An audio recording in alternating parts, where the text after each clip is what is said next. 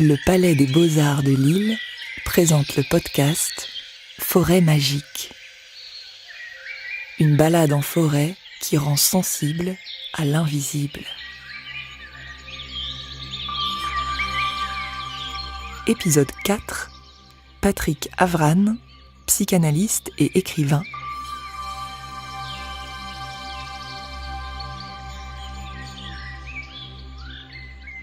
Perdons nos repères. Retrouvons-nous dans la forêt du ressourcement intérieur. Je suis Patrick Avran, je suis psychanalyste et écrivain. Pour moi, la forêt magique, c'est un lieu où l'on se perd plutôt. C'est-à-dire que c'est un lieu qui m'est plutôt inconnu. Je suis un homme des villes, même si je connais des forêts, si je vais souvent dans une région au cœur de l'Auvergne, la Haute-Loire, où il y a beaucoup de forêts. C'est un lieu où j'ai besoin de petits cailloux pour me retrouver, parce que je connais peu le nom des arbres et j'ai du mal à me promener en trouvant de quoi me repérer à l'intérieur. Donc la forêt magique, c'est aussi ça, c'est se laisser entraîner dans un lieu qu'on ne connaît pas nécessairement et duquel quand même on pense qu'on va pouvoir sortir un jour.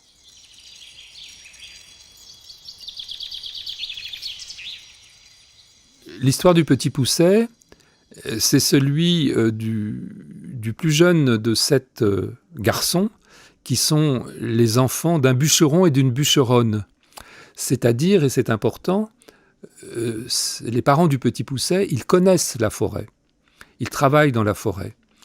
Et le Petit Pousset, comme vous le savez, il va être perdu par ses parents qui ne peuvent plus les nourrir, qui vont les emmener au plus profond de la forêt, et pour pouvoir retrouver son chemin et pas se perdre, parce que le Petit Pousset avait entendu que ses parents voulaient les perdre dans la forêt, il sème des petits cailloux tout le long du chemin, de façon à retrouver le chemin de la maison.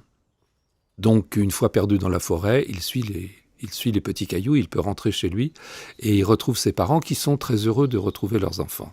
Mais la famine est à nouveau là, et à ce moment-là, la porte de la maison est fermée, donc le Petit Pousset ne peut pas aller chercher des cailloux, et il part à ce moment-là avec un morceau de pain qu'avaient donné les parents à leurs enfants, et ce sont les morceaux de pain qu'il va semer tout le long du chemin pour retrouver la façon de rentrer chez lui. Seulement, les morceaux de pain, ils sont mangés par les oiseaux.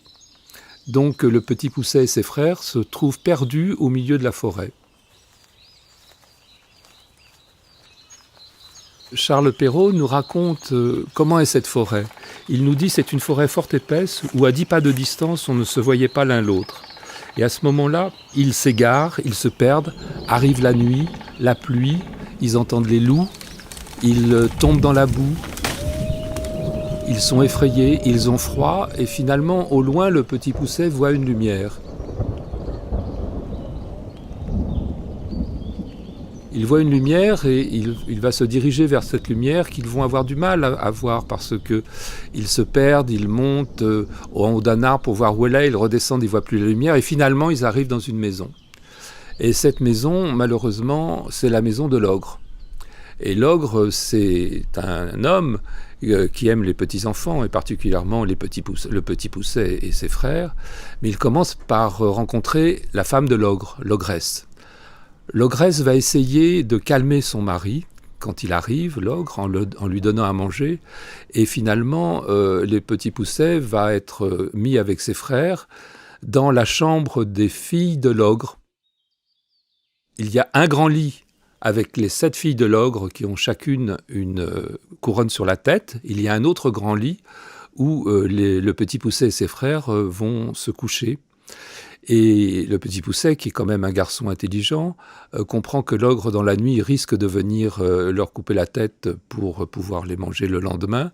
Et il échange leur chapeau contre celui des filles de l'ogre, c'est-à-dire que l'ogre, la nuit, va venir, il va voir des couronnes, il va penser que ce sont ses filles, et donc il va tuer ceux qui n'ont pas de couronne, et ça va être ses filles qu'il tue. Le Petit Pousset, le lendemain, part très loin. Il court, il fuit, l'ogre chausse ses bottes de 7 lieues, essaye de les rattraper, mais finalement, il s'endort parce qu'il est fatigué, parce que les bottes de 7 lieues c'est quelque chose qui fatigue beaucoup. Et à ce moment-là, le petit Pousset va ruser, c'est-à-dire qu'il va prendre les bottes de l'ogre. Et il y a 2 fins dans le conte de Perrault. La première fin, c'est il retourne dans la forêt de la maison de l'ogre avec les bottes de cette lieue en disant à l'ogresse: vous voyez, votre mari est prisonnier, l'ogre est prisonnier et ses ravisseurs demandent une rançon pour qu'il soit libéré. Alors donnez-moi tout votre argent et donnez-moi tout ce que vous avez comme richesse. Et vous voyez, l'ogre m'a donné ses bottes pour vous montrer qu'il m'envoie bien pour cela. Donc la première fin, c'est celle-là. L'ogresse donne toutes ses richesses au petit Pousset et il repart chez lui. Il retrouve ses parents, qui sont très heureux de le retrouver. Il n'a aucune animosité contre eux. La deuxième fin, c'est l'ogre va utiliser les bottes de cette lieue pour s'en servir de façon à jouer le messager. Comme il va très vite et qu'à ce moment-là, il n'y a ni Internet, ni le téléphone, ni de portable, ni quoi que ce soit, parce qu'on est quand même au 19e siècle, les bottes de cette lieue vont lui permettre d'amener très vite au roi le résultat de la bataille qui est en train de se passer, ou bien également, dit Charles Perrault, apporter aux dames ce que devient leurs amants, en disant que ce que devient leur mari, ça ne les intéresse pas. Et grâce à cela, le petit Pousset va faire fortune et il va acheter une charge et il va à nouveau retourner chez ses parents ayant fait fortune grâce à son aventure dans la forêt. Alors, raconter cette histoire comme ça, il y a plusieurs choses qu'il faut comprendre. C'est que d'une part, Charles Perrault, il a vécu cela. La forêt, c'était à son époque, c'est-à-dire celle de Louis XIV, Charles Perrault était un proche de Colbert. Et il connaissait les malheurs du monde à ce moment-là, et particulièrement les famines.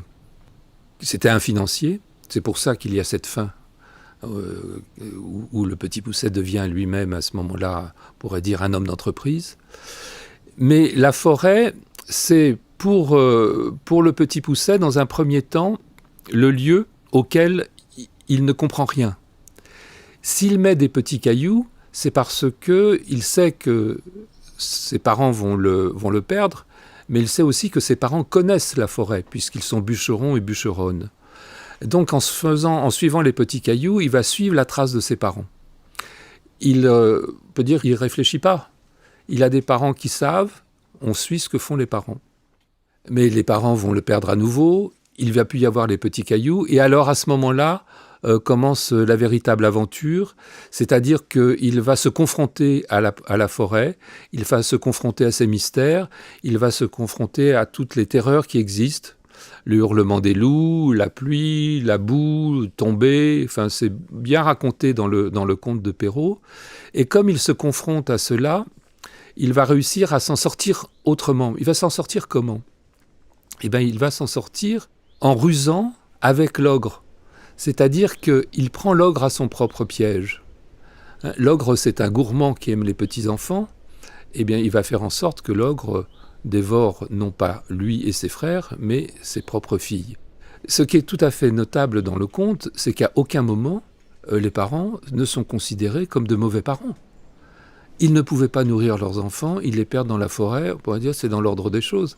Et le petit Pousset n'est jamais en colère contre ses parents.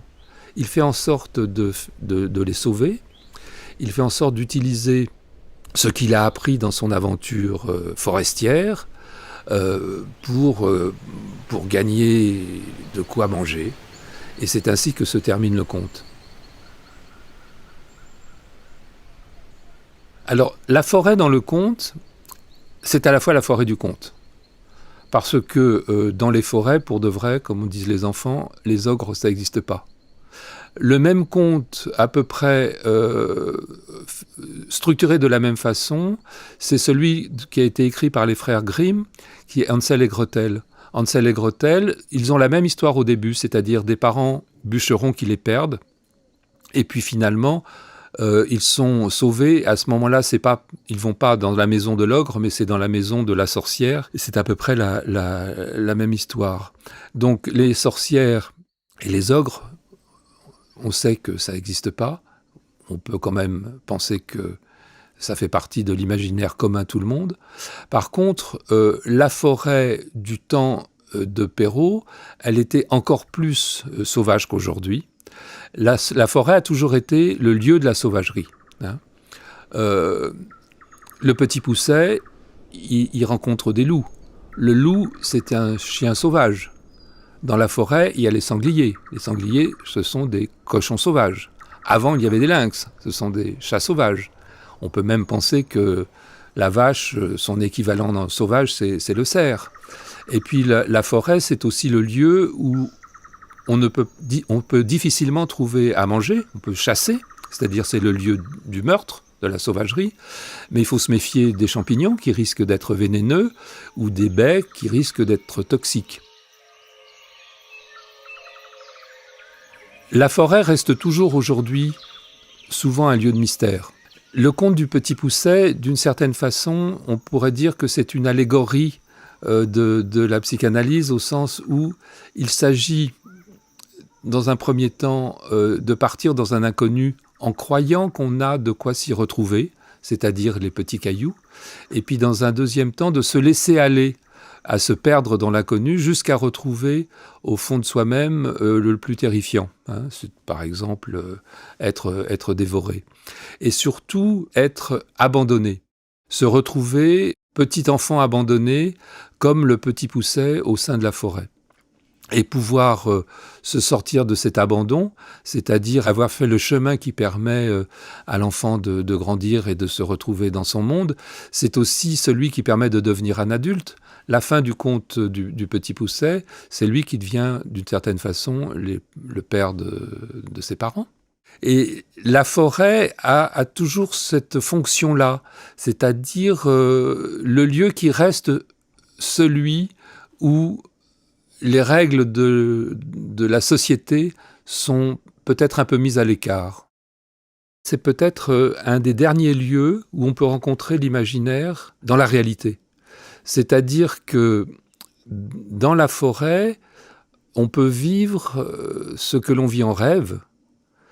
Se perdre dans une ville, c'est quand même un peu difficile parce qu'en général, il y a toujours quelqu'un pour vous renseigner, ou maintenant, il y a aussi des applications sur le téléphone. Dans la forêt, on peut se perdre, et dans la forêt, on peut se retrouver, et dans la forêt, il y a toute cette dimension d'être confronté à un imaginaire que l'on a l'impression d'avoir perdu ailleurs. C'est d'une certaine façon un retour dans le temps.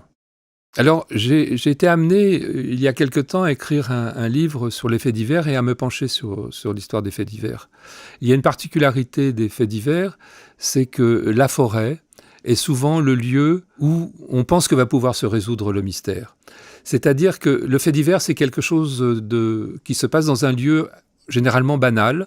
C'est ce qui arrive à notre voisin, qui pourrait arriver à notre frère, à nous-mêmes.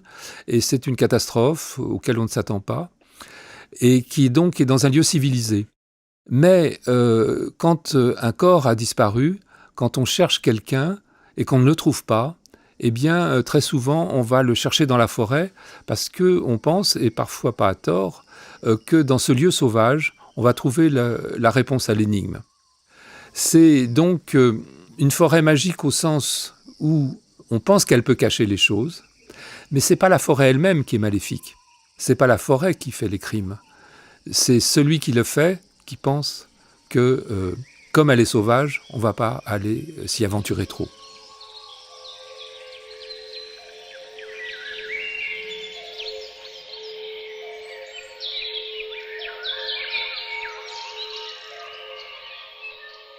La forêt hantée, elle est hantée par tous les morts dont on n'a pas retrouvé le cadavre.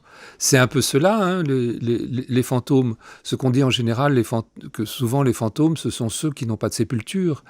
Et quand on n'a pas de sépulture, eh bien, on va là où peut-être on a été caché, et peut-être que ça peut être dans la forêt. Mais la forêt hantée, c'est aussi la forêt qui est hantée par ce que, au fond de nous-mêmes, on ne connaît pas très bien. Dans tous les lieux sauvages, on a le sentiment qu'on va pouvoir découvrir ce qui nous concerne et ce qu'on ne connaît pas nécessairement en nous-mêmes. La forêt, pour nous, la forêt magique, c'est un peu, pour un psychanalyste en tout cas, comme un rêve. Je dirais voyager dans un rêve, c'est comme se promener dans une forêt. Et pour le psychanalyste, au fond, c'est pouvoir essayer non pas de retrouver les petits cailloux qui ont été semés pour retrouver la trace des parents, mais retrouver son propre chemin à l'intérieur de la forêt. Dans un rêve, on se promène, au sens où un rêve, c'est un spectacle que nous fabriquons et que nous ne connaissons pas. Mais nous sommes à la fois l'auteur et le spectateur du rêve. Et il y a tout un mystère du rêve. Il y a la magie du rêve. Et au fond, le psychanalyste, il est là aussi pour essayer de comprendre le rêve, mais il n'a pas de solution toute prête. Il n'y a pas de décryptage du rêve. Et dans cette mesure-là, se promener dans une forêt, pour celui qui n'est pas un forestier, c'est-à-dire celui qui ne connaît pas la forêt, c'est un peu se promener comme dans un rêve. C'est-à-dire qu'on essaye de comprendre, de découvrir ce qui se passe. Parfois on y arrive, parfois on n'y arrive pas. Et puis au bout d'un moment, on en sort. Parce qu'on ne vit pas dans la forêt, et puis on ne vit pas dans les rêves. Mais ce qui est important dans la forêt, c'est de savoir à la fois s'y perdre, sans nécessairement vouloir absolument suivre les chemins tracés, parce que c'est en s'y perdant qu'on s'y retrouve soi-même. Et c'est un peu ça, ce qui fait ressembler la forêt magique, je dirais, au rêve. Le meilleur moyen de découvrir la forêt, c'est de s'y perdre, et c'est comme ça qu'on peut se retrouver soi-même au sein de la forêt. C'est-à-dire, s'y perdre, ça veut dire se dire que c'est à nous-mêmes de trouver notre propre chemin.